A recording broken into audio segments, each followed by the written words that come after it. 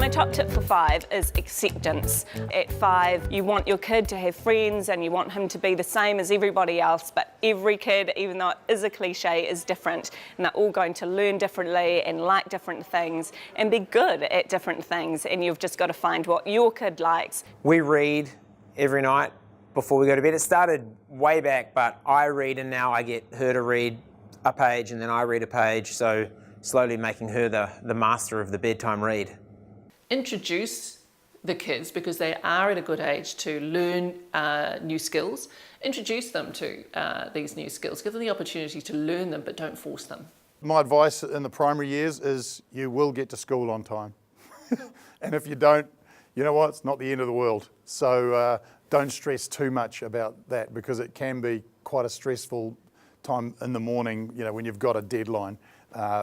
You will get there, you will get there. Sign up for the gala helping first, because then you get the best jobs, because you will have to do lots of jobs, so then at least you get dibs on something good. Swat up on your own childhood. Try and remember stories from your childhood. My girls love hearing stories from my childhood, and if you're really smart, you can turn them into teaching lessons as well. Although often they're about me being stupid and dangerous, so sort of have to edit them. Still remember, even when they're in year 6 and they are the big kids of primary, that they are still young. They're 10 and 11. That's still a lot of forging of their characters to go. So don't expect them to know and do everything. They're kids. They still are kids. You want them to love, the things that they do. You want them to love to read and love to play piano and love to go swimming and those sorts of things, not to be forced to do them, or to have that sense of being forced to do something, because that's a total turn-off at any age, isn't it? Get them to make friends with people outside their peer group, older girls, younger girls, boys, so that they don't get so locked into whatever the hot thing is in that year group and that gender at one time.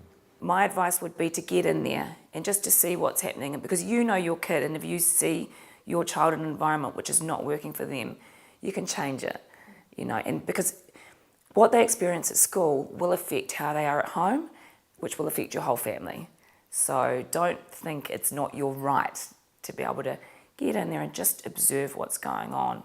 Teaching your child the value of something at an early age is really important. Don't just go and buy them what they want because that's what their friends have got. You might not be in that situation, and a lot of people, aren't. But even if you are, make them save their money for it, because then they really appreciate what they've got. Otherwise, they're just going to treat it with no respect. They need to understand the value of money. I mean, you need to start that really young. My final bit of advice would be don't listen to anyone who is a parent like me, because we do not know the answers.